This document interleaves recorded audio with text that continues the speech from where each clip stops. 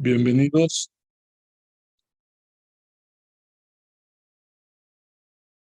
Bienvenidos. Estamos nada más buscando los textos para...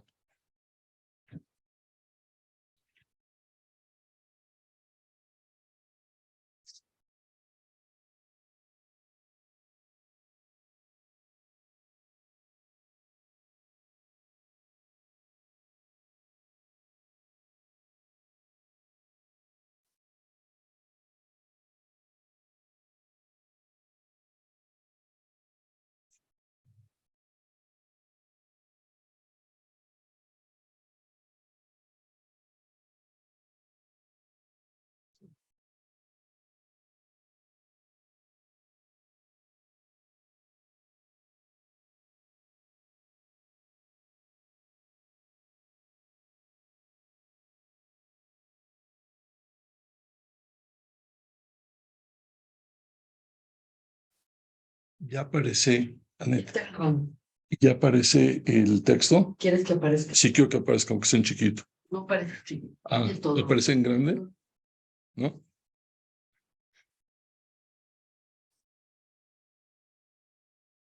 Empieza con los colores. Buenas tardes, hoy es Havges Shvat 5783 y quisimos compartir con ustedes unas ideas que hemos estado investigando de la Torá, de la Gemara, y queríamos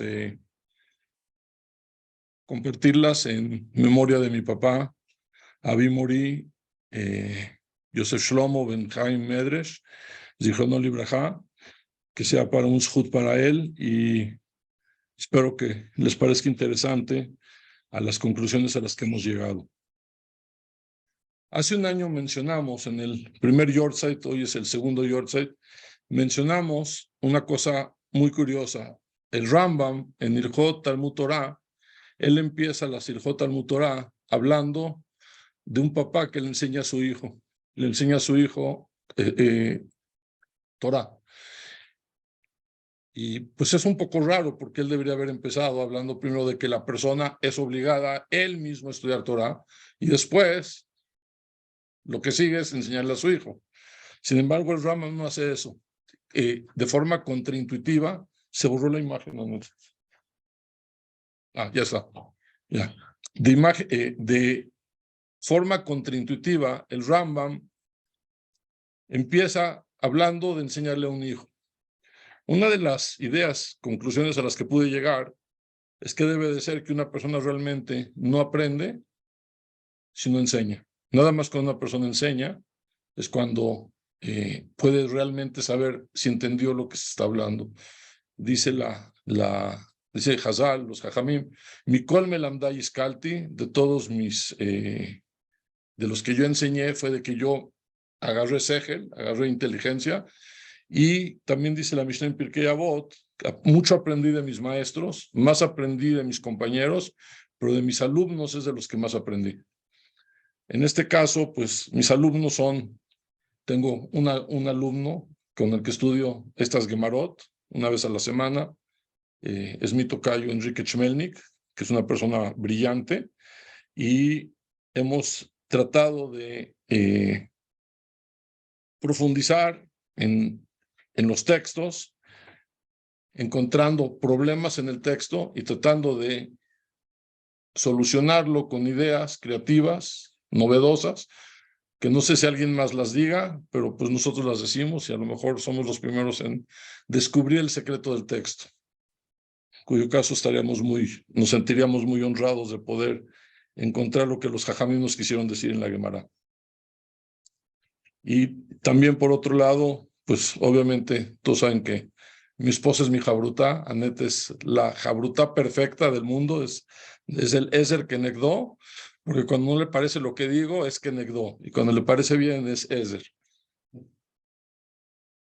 Por otro lado, quiero agradecer a Orda Mesek y a los Abrejim de aquí, de esta maravillosa institución, los cuales me han hecho sentir bienvenido aunque soy una persona diferente al sistema de este Colel, tengo otro, tal vez unos drajim, un poco unos caminos, otras líneas de estudio que son diferentes a lo que ellos están más metidos, y yo estoy más volcado a todo lo que es el entendimiento de las Gemarot Agadeta.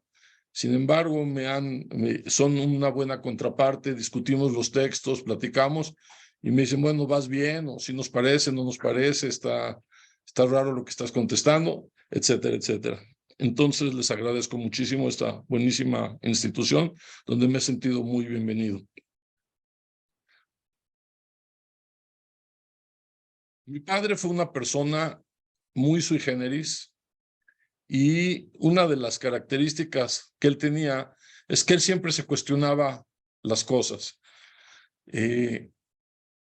Trataba de decir, si de verdad es lo que tú piensas será correcto.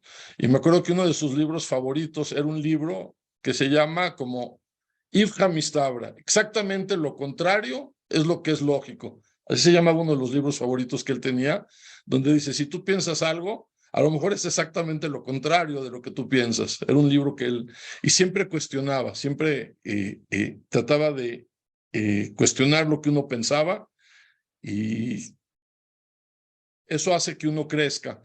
Quería contar una anécdota de una cosa que me sucedió con él, que fue realmente muy simpática. Yo soy ingeniero eléctrico, trabajo como contratista eléctrico desde hace muchos años, y tuve un periodo de tiempo donde ponía presupuestos, metía presupuestos para trabajos importantes, y cada presupuesto me bateaban uno tras otro, 3, 4, 5, 6. Me dijo mi papá, no es normal, porque yo siempre era una persona que trabajo que yo quería, donde ponía el ojo ponía la bala. Sin embargo, me empezó a pasar esto como 5 o 6 veces. Entonces me dijo mi papá, seguramente es que estás cobrando muy caro, por eso no te están dando los trabajos. Finalmente le hice caso y agarré un trabajo grande y lo di mucho más barato de lo que normalmente lo hubiera yo tomado ese trabajo. Y cuando le conté, me dijo, ay, eres un tonto, ¿cómo te bajaste tanto en el precio? Entonces era una cosa de que siempre había un cuestionamiento, siempre había una duda si lo que estabas pensando estaba correcto, y te hacía cuestionarte si lo que estabas tú pensando era verdad o no. Tenemos un texto aquí en la Gemara, en Masejet Shabbat, página 88a, y el texto dice lo siguiente. Es una Gemara que habla sobre la entrega de la Torá en el monte Sinai.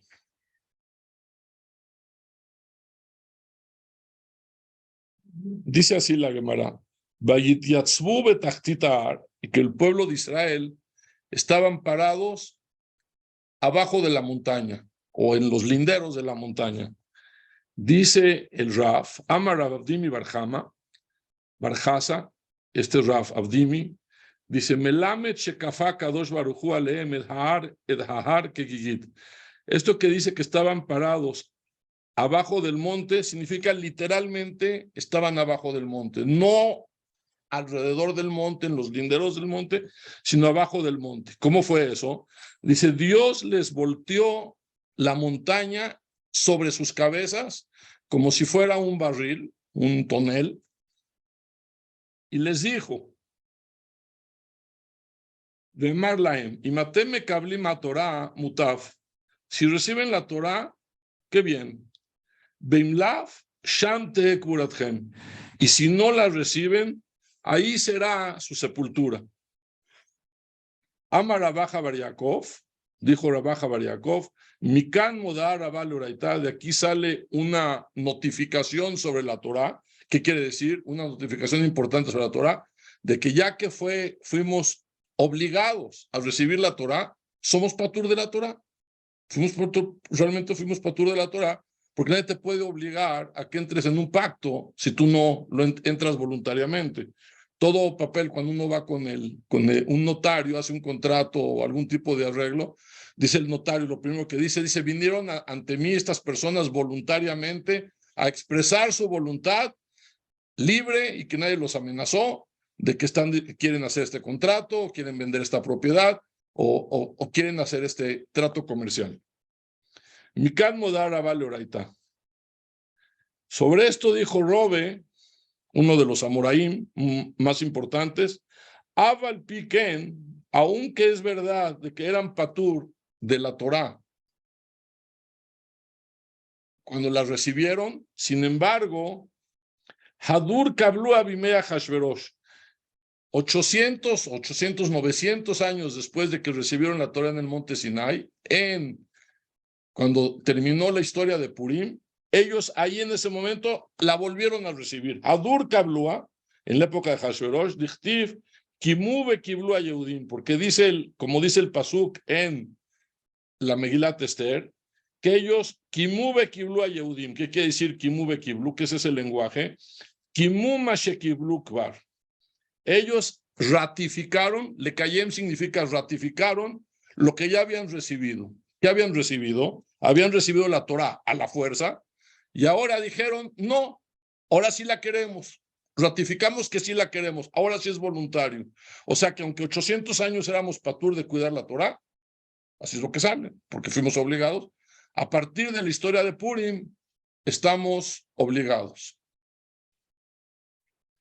Sobre esta Gemara hay una pregunta tremenda del Midrash. El Midrash Tanjuma tiene una pregunta tremenda, porque en Parshat Mishpatim dice que los Yehudim recibieron la Torá Naaseh Benishma. Cuando Dios les ofreció la Torá, no dijeron qué dice, qué no dice. Hay todo un Midrash que cuenta que Dios fue con las naciones y les dijo, quieren recibir la Torá, se las ofreció a todos para que después no tuvieran una excusa por qué no recibían la Torá.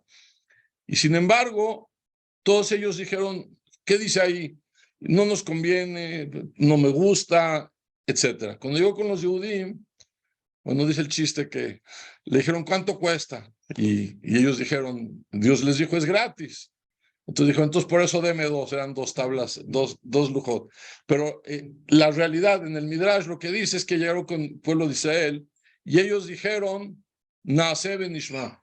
Lo que diga ahí lo vamos a hacer y vamos a entenderlo. No nada más lo vamos a hacer, sino queremos compenetrarnos con esa Torá y queremos ser parte de ese conocimiento para que nunca tengamos una resistencia. Cuando una persona no nada más hace las cosas, sino que además las entiende y las hace porque las entiende, en ese momento esa persona hay menor o nulas posibilidades de que esa persona después tenga resistencia a eso, porque ahora ya se comprometió a entenderlo. Entonces pregunta el Midrash Tanjuma, ¿cómo puede ser? Si dice la Torah que ellos recibieron la Torah Naaseh benishma, que es una forma de aceptación de la Torah lo más hermosa, lo más amplia, con el mayor cariño, ¿cómo puede ser que la Gemara está diciéndonos que fueron obligados, que hubo una coerción, que fueron obligados a recibir la Torah con una amenaza? Si no la reciben, les voy a echar la montaña encima. Realmente no dice ahí que les dijo que les va a echar la montaña encima, nomás dice que les dijo, si la reciben, qué bien, si no la reciben, allá será su sepultura.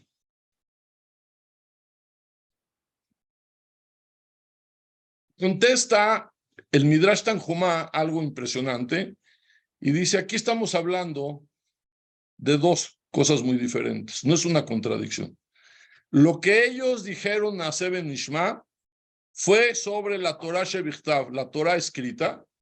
Sobre esa parte de la Torah, ellos dijeron, Naaseh benishma, la haremos, la queremos, la amamos, nos compenetraremos con ella, con la Torah Shebichtav. Con la Torah Shebealpeh, dijeron ellos, esa es la verdad, no. Esa es la verdad, no le entramos. Ahorita vamos a explicar por qué. Entonces, sobre esa parte, Dios les dijo, este es un paquete. La Torah es un solo paquete y no puedes una parte sí y una parte no. Entonces, la otra parte la tienen que también recibir, si no, no funciona, no va a funcionar el plan. Entonces dijeron, bueno, pues ya ni modo, nos obligaron, pues está bien, vamos siendo obligados, vamos a recibirla también. Pero no es porque ellos la quisieron recibir, sino que los obligaron a recibirla.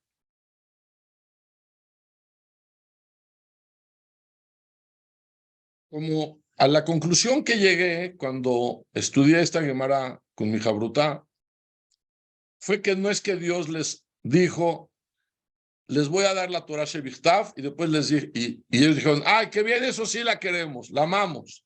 Y después les dijo, y también les voy a dar la Torah Shebalpe. No fue así. Hashem les ofreció la Torah en su compleción, y dijeron, Nase ben Ishma. Cuando se dieron cuenta que había otra parte de esa Torah llamada Torah Shebalpe, ahí fue cuando ya se echaron para atrás. Entonces, sobre esa parte fue que Dios les dijo, tienen que recibirla toda, es un paquete, toda la Torah es un solo paquete, no se puede dividir, es un solo elemento, toda la Torah, y tiene varias partes, pero es una sola Torah, no pueden una parte sí recibirla y otra parte no recibirla. Entonces ellos ahí ya se sintieron obligados, totalmente obligados, y dijeron, está bien, ni modo, ya la recibimos y con mucho gusto. Hay unas hojas ahí con lo que estamos platicando. Saqué varias copias para que puedan ir siguiendo la clase. ¿Cuál es el tema? ¿Por qué no quisieron recibir la Torah Shebalpe? ¿Qué es la Torah Shebalpe que no quisieron recibir? La Torah Shebalpe que ellos no quisieron recibir es la parte de la Torah en que el hombre puede encontrar en base a los instrumentos que Dios nos dio, cómo es la halajá, cómo debe ser la halajá.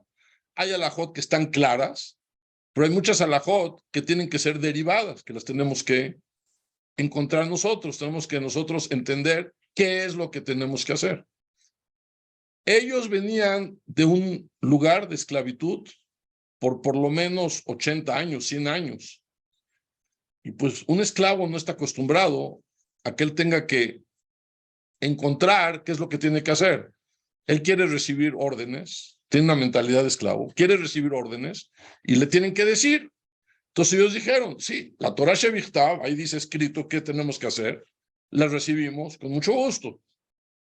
Dinos qué tenemos que hacer y lo vamos a hacer. Pero la Torah Shebalpe dijeron, ¿cómo crees que nosotros vamos a recibir una Torah, una parte de la Torah donde nosotros tenemos que encontrar lo que, con honestidad, con objetividad, que vamos a encontrar nosotros lo que tenemos que hacer? Dice, es imposible, nosotros no podemos recibir una Torah así. Adicionalmente del hecho de que una Torah que está escrita está acotada, tiene un límite, las leyes que están escritas. Una Torah Shebalpe es infinita. Dicen, ¿cómo vamos a recibir algo que ni siquiera todavía, o sea, no nada más no sabemos lo que significa? ¿Quién sabe cuántas más cosas nos estamos obligando al recibirlo? No sabemos porque ni siquiera está en el texto lo que tenemos que hacer. ¿Qué tal si del texto, derivaciones del texto son infinitas y tenemos que hacer infinitas actividades y prohibiciones y no sabemos qué es lo que tenemos que hacer? Dijeron, eso no puede ser, nosotros no podemos recibir una Torah que nosotros tengamos que encontrar lo que significa y que además es infinita. Y sobre eso fueron obligados. Entonces, al final, resultaría de esta Gemara que los Yehudim por 850 años estuvieron obligados sobre la Torah Shebichtav, que aceptaron del texto, eso lo recibieron con gusto, con amor, con todo el compromiso. Y la Torah Shebalpe fueron patur, fueron exentos de la Torah Shebalpe, porque durante esos 850 años, la Torah Shebalpe, ellos eran patur. Esa sería lo que saldría de este texto de la Gemara. Y cuando en Purim, después de la historia de Purim, ellos reasumieron el compromiso de la Torah Shebalpe, Entonces, a partir de ese momento saldría de esta Gemara que ya serían obligados a todo, también a la Torah Shebe'al Peh. Sobre esta Gemara tenemos nosotros varias preguntas. Es más, antes de empezar las 3 preguntas clave de lo que queremos platicar hoy, hay un punto adicional. Mi Rosh Yeshiva, Rabbi Yohanan Zweig, dio una clase hace muchísimos años, a lo mejor 30, 35 años, donde él demostró que hay 2 entregas de la Torah, una de la de Parshat Mishpatim y una de la de Parshat Yitro. Dice, la de Parshat Yitro viene con miedo, es la donde tiene que estaban parados debajo de la montaña y te estaban temblando y la montaña estaba temblando, y había fuego, y había rayos y truenos, una cosa terrorífica. Ese es un aspecto de la Torah. Dice, esa fue una entrega de la Torah. No es que había 2 entregas de la Torah, o sea, no es que fue 2 veces entregada la Torah, sino que hubo 2 aspectos de la entrega de la Torah. Este aspecto de Parshat Yitro y el otro aspecto, el de Parshat Mishpatim, donde dice que comieron, bebieron, celebraron, hubo un ambiente de fiesta, hubo un ambiente de pacto, de Brit. Entonces, yo pensando en la idea de mi Rosh Yeshiva y lo que dice el Midrash Tanjumá, yo lo que diría es que precisamente lo de Parshat Mishpatim, todo el texto de Parshat Mishpatim está hablando de la recepción de la Torah Shebichtav, y todo lo de Parshat Yitro es realmente la recepción de la Torah Shebe'al Peh, que fue con coerción, a la fuerza, les dobló la mano y les dijo, o la reciben, o si no, allá va a ser su muerte. Ok. Tenemos 3 preguntas sobre esta Gemara y es lo que queremos el día de hoy, compartir 3 ideas novedosas, a ver qué piensan ustedes. La primera pregunta tiene 2 partes. ¿Qué significa cuando Dios les dice, si reciben la Torah, qué bueno, mutaf, qué bueno? ¿Qué forma de decir? Sería increíble. Recibieron la Torah. El mundo ya tiene cohesión y el mundo ya tiene una razón de ser. Toda la creación fue dada por la Torah. Entonces, están recibiendo la Torah. Entonces, toda la compleción de la relación entre Dios y el hombre se llevó a cabo. Como dice, qué bueno. Está difícil de entender ese lenguaje. Y la segunda parte, ¿qué quiere decir? Si no la reciben, allá va a ser su sepultura. ¿A dónde allá? Debe decir, acá va a ser su sepultura. No sham yet kuratchem. ¿Qué significa esto? La Gemara diciendo, allá va a ser su sepultura. La segunda pregunta que tenemos es que hay una contradicción en todo este texto, en Robe. Robe, en la Morá, se contradice. Porque aquí en el texto de nosotros, lo que leímos, él dice, las palabras Kimu Kiblu significa, ellos ratificaron, los Yehudim ratificaron lo que Kiblu, lo que habían recibido 850 años antes en Har Sinai. En la Gemara en Masejet Megilá tenemos otra lectura de este texto. La Gemara en Masejet Megilá, página 7a, está hablando si Megilat Esther fue escrita por inspiración divina o no. Y la Gemara allá trae la opinión de uno de los Amoraim y dice, sí, en efecto, la Torah Megilat Esther está escrita Beruach HaKodesh. ¿Cuál es la demostración? Hay varias demostraciones y la demostración que dice uno de los Amoraim es por el pasuk Kimu Kiblu. ¿Qué quiere decir Kimu Kiblu? Que los Yehudim recibieron la fiesta de Purim y entonces en el Shamaim, en el cielo, ratificaron, en efecto, vamos a tener una fiesta llamada Purim año por año para toda la eternidad, una fiesta nitzchi. No nada más hay una fiesta ahorita, los Yehudim quieren recibir una fiesta, quieren una celebración por lo que pasó en la historia de Purim. Y por lo tanto, nosotros en el Shamaim somos Mekaimim esta fiesta. En el Shamaim, en el cielo, también vamos a sacar todos los disfraces, vamos a sacar el chupe, todos vamos a celebrar Purim juntos de aquí a la eternidad, para toda la eternidad, no nada más un año, 100 años, 1000 años, para toda la eternidad. Netzach, Netzach significa infinito. Para todos los años, el día 14 de Adar, vamos a celebrar Kabbalat Torah, la fiesta de Purim, y en Israel, en el Shamaim, van todos a sacar su lejaim, y todos vamos a disfrutar la entrega de la salvación de Purim. Entonces aquí está leyendo él, Kimu Bekiblu, Kimu Bashekiblu, es que ratificaron en el cielo lo que los Yehudim aceptaron de cuidar, de hacer una fiesta llamada Purim. Entonces está contradiciendo Rob, está hablando de dos Kiyumim y dos Kabbalot que no tienen que ver una con la otra. Esa es nuestra pregunta número 2. La tercera pregunta es que Rashi dice una cosa de verdad críptica, o sea, muy difícil de entender, porque dice que por qué dijeron Kimu Bekiblu, por qué aceptaron, ratificaron la entrega de la Torá después de la historia de Purim, después de todo lo que les pasó, porque dice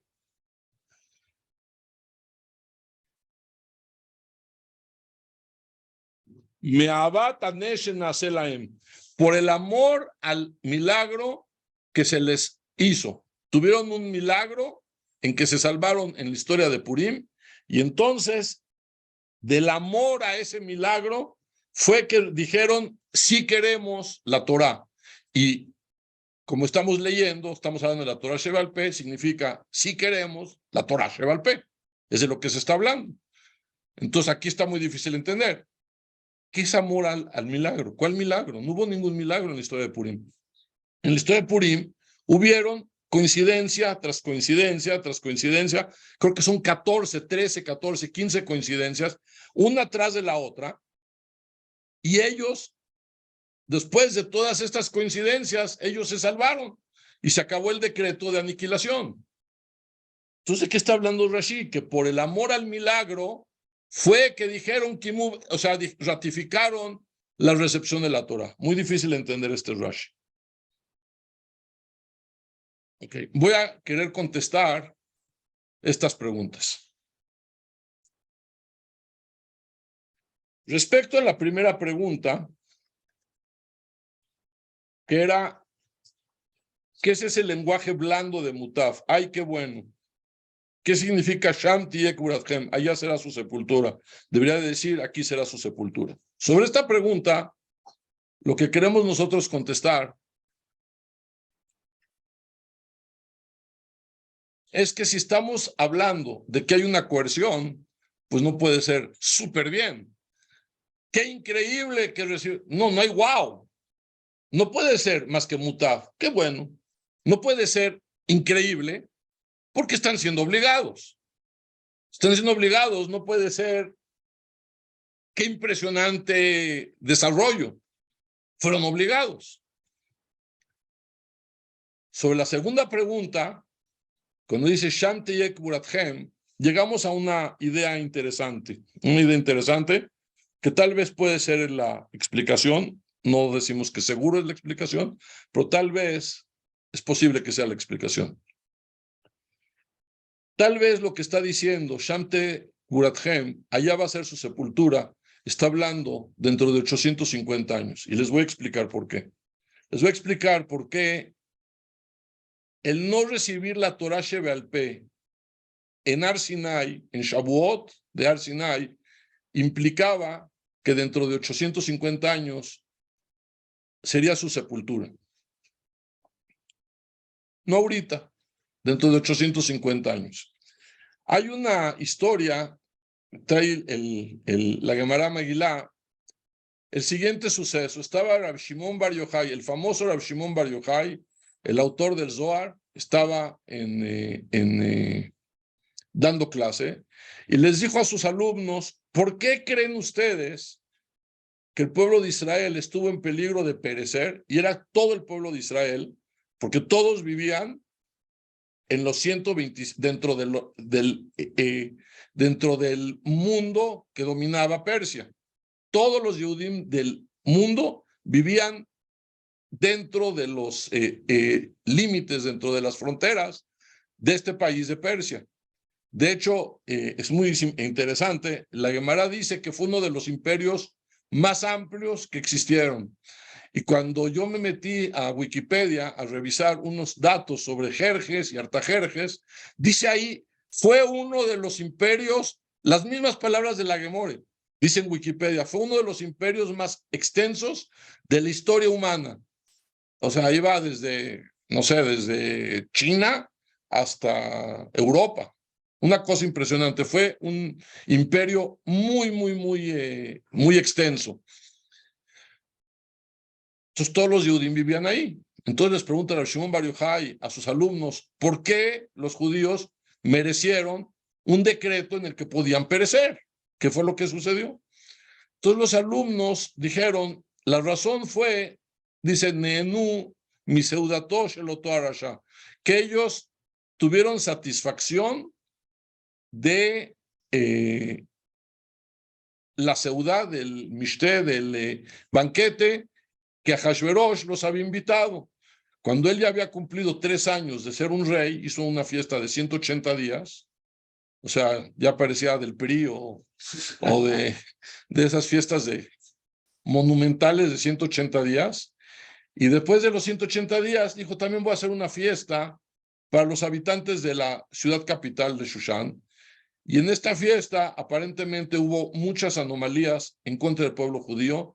Sobre todo una de ellas es que estuvieron utilizando los keilim, los utensilios del Bet HaMikdash, y él se vistió de Kohen Gadol.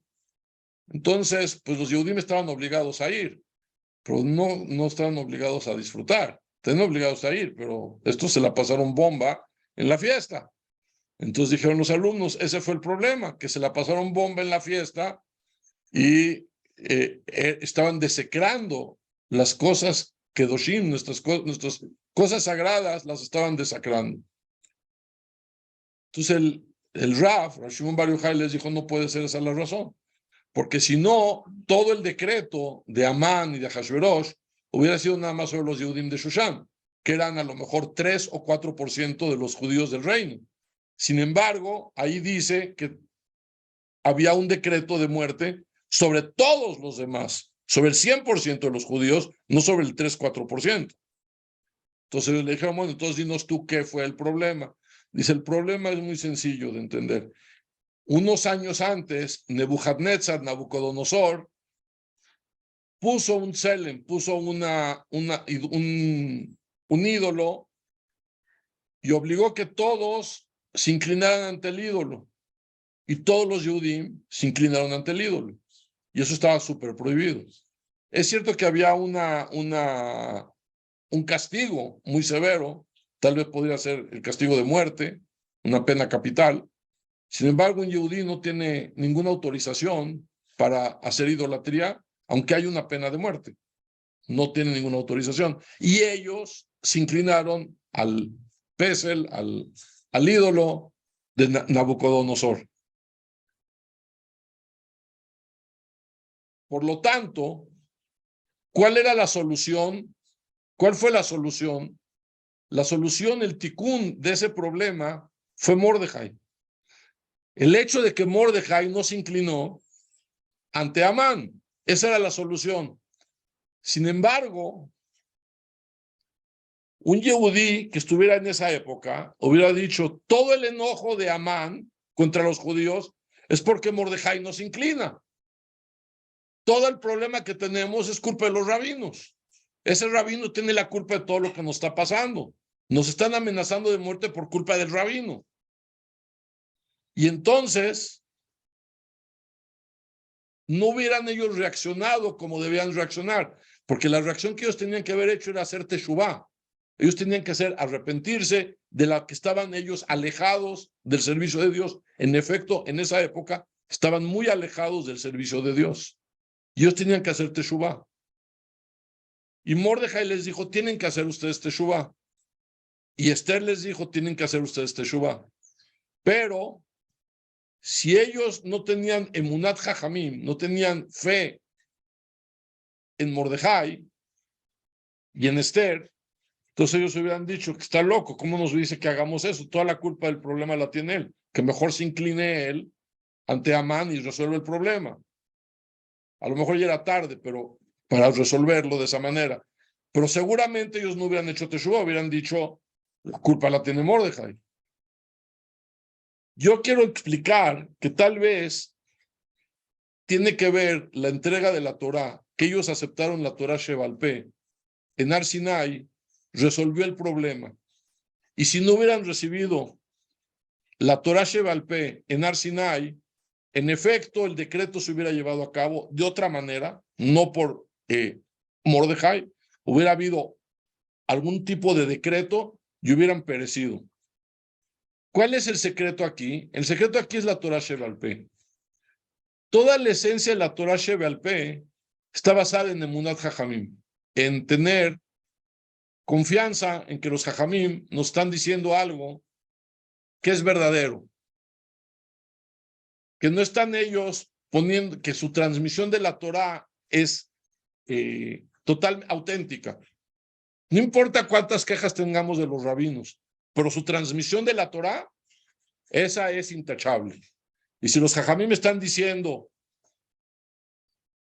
así se hacen los tfilim, tenemos que entender que así se construyen unos tfilim.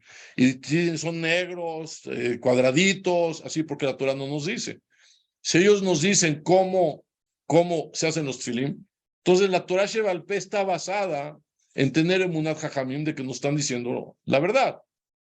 Si ellos no hubieran recibido la Torá en Har Sinai, cuando llegó el momento de la historia de Purim, ellos hubieran dicho, la culpa es del rabino, el rabino no hubieran tenido ninguna emunat del jajam. Hubieran dicho, el rabino está chiflado, la culpa es de él, que no está volteando la tortilla, que nosotros tenemos que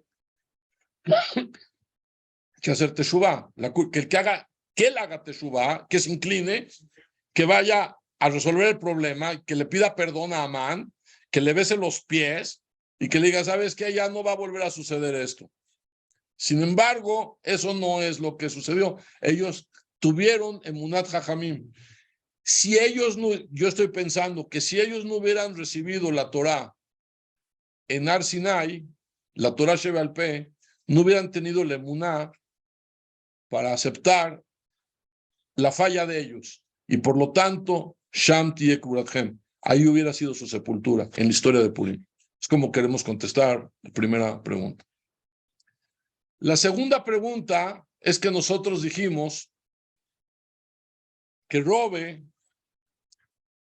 bien, que Robe se contradice, porque por un lado está diciendo que el Kimube Kiblum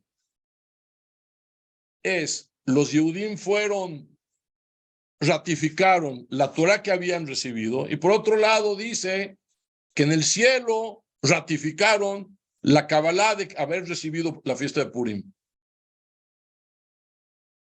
Lo que queremos decir es lo siguiente. El problema de la recepción de la Torah Sheval Peh, me estoy distrayendo. Señorita, ¿podrían ponerlo un poco después? Me estoy distrayendo, no puedo concentrarme en lo que estoy hablando, me estoy totalmente distrayendo. Muchas gracias.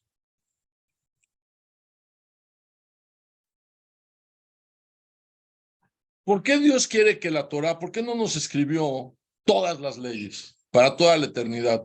Que nos hable también desde el principio de la Torah de todas las posibilidades, de todos los casos que pueden llegar a suceder, de los hornos de microondas, si se puede cocinar en microondas, que nos diga todas las leyes o todas las que son posibles para esa época. ¿Por qué Dios quiere que recibamos la Torah Sheval Peh? La contestación es que Dios quiere un socio para la creación.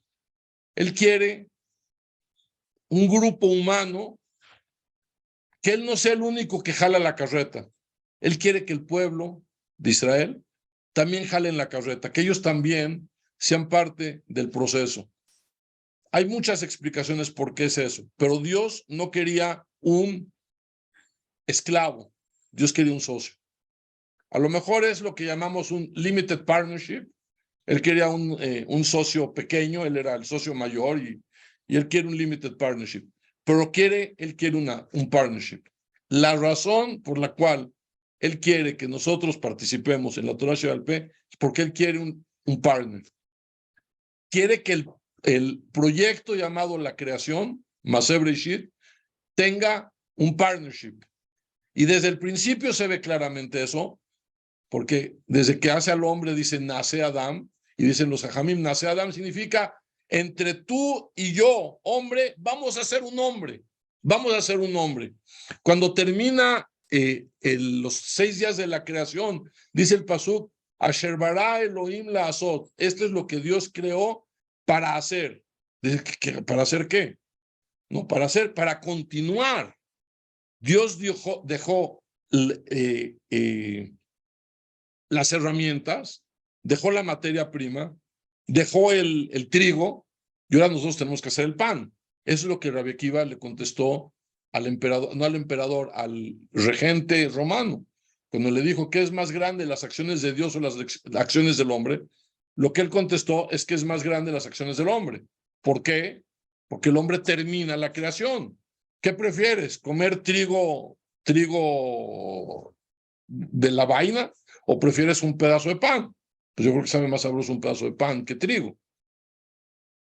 Entonces eso es lo que Dios quería. Creó un mundo incompleto para que el hombre lo complete. Él quería un socio que complete Maseh Bereshit, la creación. No quería nada más un esclavo. Ellos al rechazar la Torah Sheba'al Peh, lo que estaban diciendo es que nosotros queremos ser esclavos. Dinos qué hacer y lo vamos a hacer. No somos capacitados para ser tus socios. Dios no estaba contento porque el plan era tener un socio. Ese es el plan, no trabajadores. Él quería un socio, no quería trabajadores. Es cierto que nuestro partnership es chiquito comparado con la parte de él, pero es un partnership. Cuando ellos dicen las palabras son mekayem, mashekiblu, cuando ellos ratifican lo que habían recibido antes, queriendo decir, lo que recibimos la Torah Sheba'al Peh a la fuerza, si la queremos hacer, ellos tomaron el puesto de partners. Dijeron, sí queremos ser partners, sí queremos ser los socios. En el momento en que ellos ya son los socios, entonces, cuando ellos dicen, hoy queremos hacer una fiesta llamada Purim, entonces en el Shamaim tienen que hacer Purim, porque ellos ya recibieron, es el partner y está decidiendo como partner que va a haber una fiesta llamada Purim. Entonces es el mismo, no es una contradicción entre el Kimu Bekiblu, que el Mekayem de esto y la Kabbalah es una cosa, y el Kiyum y la Kabbalah en el Shamaim es otra cosa. No, en efecto el hecho de que ellos son Mekayem, lo que ellos recibieron hace 850 años, eso en esencia obliga a que el cielo sea Mekayem, ratifique la nueva fiesta que los Yehudim recibieron sobre sí mismos. No son dos Kimu Bekiblu, aunque parece ser dos cosas diferentes, son en esencia la misma acción. En el momento en que tú te transformas en un socio, porque antes no eran socios, en el momento en que ellos se transforman en socios y dicen, vamos a hacer la fiesta de Purim, en el Shamaim agarran y ponen los manteles, sacan las sillas y dicen, vamos a celebrar, van a la tienda de disfraces, ya tenemos Purim. Es en esencia la misma acción, el Kimu Bekiblu, de que ellos tomaron el partnership, es en esencia la misma acción que el Shamaim ratifican que existe la fiesta de Purim. Así es como queremos contestar la segunda pregunta. La tercera pregunta era, ¿qué quiere decir Rashi? ¿Qué quiere decir Rashi cuando dice, por el amor al milagro, entonces fue que ellos recibieron la Torah, Sheba'al Peh, voluntariamente? La contestación a esta pregunta realmente no es mía, es de Enrique Chmelnik, mi alumno, mi compañero de estudios. Y lo que él contestó me pareció a mí genial. Me pareció genial y lo quiero compartir con ustedes. En efecto, no hubo ningún milagro, pero ellos descubrieron un milagro. Ellos se dieron cuenta que Dios estaba escondido, así como dice Megilat Esther, significa megalé, que se hace público, se revela. Seter, lo que está escondido, eso es Megilat Esther. Ellos, en su análisis de lo que había sucedido, dijeron, aquí está la mano de Dios. Obviamente está escondida en la naturaleza, porque la naturaleza realmente es un milagro que sucede todo el tiempo, ya lo dicen los Jajamim. Me parece que el Rambam lo dice en una parte, dice, toda la esencia de la naturaleza es que es un milagro, que pues que ya nos acostumbramos. Cada persona que está aquí fue la mezcla de un milagro, de un papá y una mamá que se juntaron y de repente se hizo un feto y unas células, y de repente creció, y viene un código genético, es un milagro. La verdad, si nos sentamos a pensar, es una locura. Es una locura. Que un marido y una mujer puedan hacer un bebé, es una locura. Lo que pasa es que ya sucedió miles de millones de veces, y no nada más en la raza humana, sino en todos los animales. Entonces esto ya sucede, el código genético que se pasa y se crean todo el proceso, ya nos acostumbramos. Pero si tenemos un poco nos vamos para atrás y lo vemos fríamente, es una locura, es un milagro. Es un milagro, no hay otra forma que verlo más que un milagro. Toda la naturaleza es un milagro. Que las células, que los átomos no choquen, las fuerzas de Van der Waals. O sea, podría hablar, no sé, mínimo, no sé, 1 hora o 2 horas sobre todo tipo de cosas que suceden en la naturaleza, que son una locura. Es una locura. Lo que pasa es que ya nos acostumbramos a que pasan y decimos, ya es la naturaleza. Como la canción, no, la naturaleza me lo dio. Pero no existe la naturaleza me lo dio. Dios nos lo dio y lo llamó naturaleza. ¿Por qué? Porque es un sistema que ya está implantado. Pero si lo vemos fríamente, es un milagro. Ellos descubrieron el milagro. Cuando pasó las coincidencias en la historia de Purim, y ellos ven para atrás y dicen, órale, mira todo lo que sucedió. Y no pudo dormir, y después lo pasó lo del caballo, y después pasó esto, y después Esther lo invita, y después se pone, y después se cae Amán encima de la reina, y después pasó esto, y después pasó el otro, y el rey no podía dormir, y el texto se veía en claro qué es lo que había sucedido. Y dicen, ¿qué es eso? Es Dios actuando tras bambalinas. Hay un milagro aquí, pero pasó con puras coincidencias. Cuando ellos se dan cuenta de este milagro, sucede algo impresionante. No tiene nada que ver con lo que ellos vivieron cuando recibieron la Torá. Cuando recibieron la Torá, primero en Egipto sucedieron las plagas, que fueron como, bueno, algunas podríamos tal vez explicarlas o podríamos decir, no, es que se hizo sangre y hubo sangre y entonces salieron las ranas porque el agua estaba con sangre y ya pues hay tantas ranas, pues ahora hay piojos porque pues los piojos vienen con las ranas que se murieron y ahora ya vienen animales y podría uno tratar de darle muchas explicaciones, pero ellos vieron cosas impresionantes. Llegan al mar y ven una cosa, la mano de Dios abierta, y se quedan pasmados. Dice el Talmud que lo que vio de la presencia divina, la persona más baja en esta experiencia, es más de la presencia divina que vio Yehezkel Ben Buzi, el famoso profeta Ezequiel.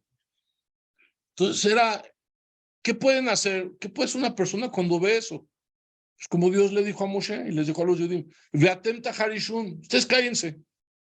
Aquí yo voy a hacer todo, ustedes cállense, quédense callados porque yo voy a hacer todo, voy a ser el maestro de ceremonias y voy a salvar esta situación con los egipcios.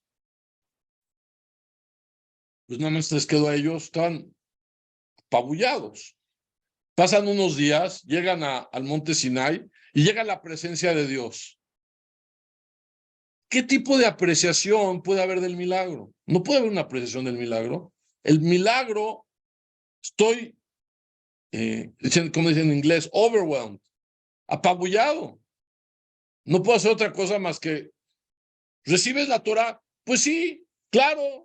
Pues sí, que voy a decir que no. Está Dios encima de nosotros, me va a decir, ¿recibes la Torah? Yo le voy a decir, no, no la voy a recibir. ¿Cómo le voy a decir no? En esta época ya no nos tocó, pero me acuerdo cuando yo era chico, un hijo no se atrevía a tomar un cigarro y fumar un cigarro enfrente de su papá. No existía una cosa así. Yo tuve trabajadores que sus hijos le hablaban de usted al papá. Ahora imagínense, eso es para un papá. Ahora imagínense ante un rey. Te dice el rey, es el soberano. Ahora vamos a imaginar el soberano del universo, te dice, tienes que hacer esto. ¿Qué podemos hacer? Recibirlo y decir sí. Claro, lo voy a hacer. ¿No? ¿Qué opción tenemos? Entonces, el milagro, desde la salida de Egipto hasta que llegan a la entrega de la Torá, no puede haber apreciación del milagro, porque lo único que puedo hacer es estar de este tamañito frente a la presencia divina. No hay una apreciación. Hay un miedo, la persona está totalmente overwhelmed.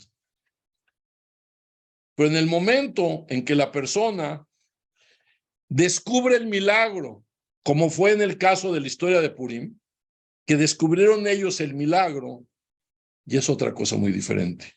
Porque entonces es su involucramiento de ellos, es su inteligencia, es su perspicacia la que está empujando a poder ver las cosas como realmente son.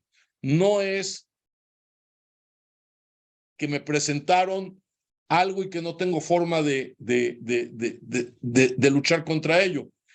El milagro es que yo puedo, con mi mente, puedo yo verificar que hubo un milagro, que yo puedo participar en descubrir ese milagro, que yo puedo participar en ser parte de entender que hubo aquí un milagro. Eso es a lo que dice Rashi. Que el amor a ese milagro, dice, mitoja abat anes, el amor a ese milagro en el cual ellos son partícipes de descubrir el milagro, entonces ellos ya pueden recibir la Torah Sheba'al Peh. Porque la Torah Sheba'al Peh significa en esencia que la persona participa en descubrir qué es lo que la Torah nos dice. Ese descubrimiento del milagro es el que los empujó a ellos a querer descubrir qué es lo que la Torah quería de ellos. Ellos recibieron voluntariamente la Torah Sheba'al Peh porque pudieron descubrir el milagro, haber podido descubrir el milagro de que hubo en la salvación de ellos en Har Sinai, en la historia de Purim, los llevó a darse cuenta que ellos pueden ser parte activa y parte creativa, activa, propositiva de lo que va a suceder y de la interpretación de lo que va a pasar. Una vez que ellos se dan cuenta de eso, entonces dicen, ¿por qué no vamos a recibir la Torah Sheba'al Peh voluntariamente? Claro que la queremos recibir. Ya vimos lo que podemos lograr nosotros con nuestra inteligencia, con nuestra dedicación, con nuestra visión, con nuestra propuesta. Pues claro que queremos recibir la Torah Sheba'al Peh, que no habíamos recibido más que a la fuerza, claro que la queremos recibir. Y esta es la contestación que queremos dar. Ese fue el milagro, y por eso este descubrimiento de este milagro es lo que los impulsó a querer ratificar lo que habían recibido obligatoriamente. Y hemos contestado las preguntas. No digo que seguro estas son las contestaciones, pero son posibles alternativas para tratar de desenmarañar el texto y los problemas en el texto. Les agradecemos mucho que hayan estado con nosotros y que la memoria de mi padre perdure y que siempre sea para bendición, Zeher Tzadik Libraja, que sea siempre para bendiciones. Muchas gracias. ¿Quieren contestar preguntas? No sé si hay preguntas, están todos. Acá sí. Cuando dijiste lo del pan del trigo, que nosotros hicimos el pan, es lo mismo de la computadora. Dios puso todas las herramientas y nos dio el conocimiento para armar la computadora, para armar un avión, para armar un cohete. Pero todas las herramientas las... No, definitivamente Dios dio un mundo, y yo estoy seguro que hay forma de que nunca se acabe la energía. No sé si es por la energía solar o hay un tipo de energía nuclear sin peligro. Estoy seguro que hay las herramientas para que la humanidad no nada más llegue a 8,000 millones de personas. Puede llegar a 40,000 millones de personas y va a haber toda la energía y todos los recursos y todo lo que se necesita para que prospere. El problema es que la gente no hay cooperación. No hay cooperación, hay, ¿cómo se llama? Envidia, hay codicia, hay fines políticos, intereses creados. Pero si realmente la humanidad es una humanidad con conciencia evolucionada, yo estoy seguro que no hay límite a la comida, no hay límite a la energía, no hay límite a ninguna de las cosas que podrían ser algo que el hombre viva menos. Todo es un resultado de las malas midot, las malas características de las personas, las guerras, el odio, la mente estrecha, de que piensa de que hay límites. No hay límites. Dios hizo un mundo ilimitado. La energía es ilimitada, la comida que puede haber es ilimitada, los recursos que parecen ser limitados son ilimitados. Yo me acuerdo que decía Ben Gurión, él decía, cuando llegue 3 millones de personas, la población de Israel, creo que ya se llenó Israel, va a ser como el tope de la gente que cabe en Israel. Hay 9 millones de personas en el Estado de Israel, y todavía hay mucho espacio, y hay muchísimo espacio, y podrían producir más comida y podría haber más espacio.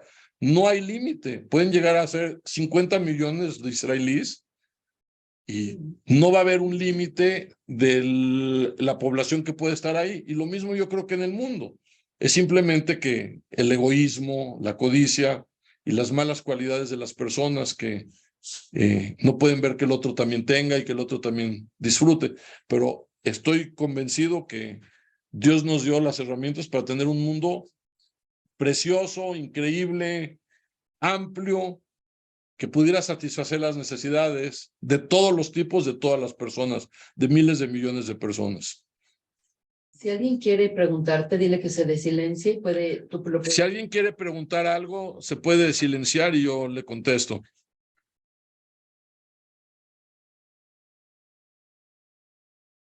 Creo que Eric levantó la mano, pero no sé cómo. Él se tiene que desilenciar. No está levantado. ¿No? No. Ok, pues si no tiene nada que decir. Bueno, pues les agradecemos mucho y que estén muy bien y que celebren un Purim increíble. Les deseamos un Purim increíble.